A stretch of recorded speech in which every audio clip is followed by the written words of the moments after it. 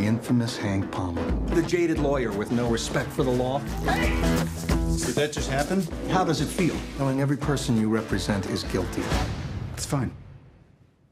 Innocent people can't afford me. All right. Is there anything either counsel care to add? My mom passed away this morning.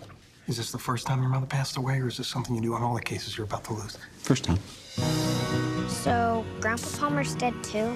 No, Grandpa Palmer's dead to me. It's like a figure of speech.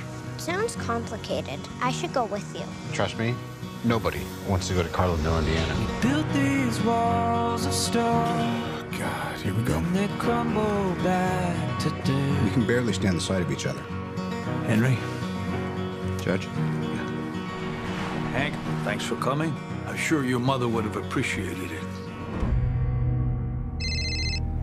Hank Palmer. Hank, Sheriff White, it's regarding your father.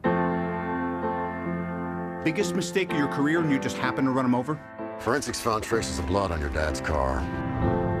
I sat on the bench in that courtroom for 42 years. This was an accident, period. We need to establish a firm defense. There's no we here, Henry. I wish I liked you more. I can't stay. You're a lawyer, he is your father. You leave now, you will regret it. You're a shined-up wooden nickel, Mr. Palmer. I'm going to impale your client on a first-degree murder charge, and you get a front-row seat. My father's a lot of unpleasant things, and murder is not one of them.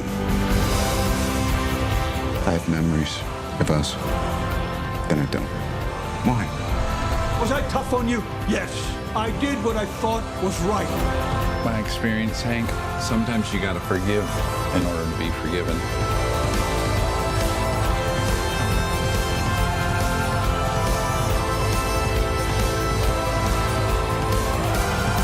You and I are finally done. Oh, we're not done.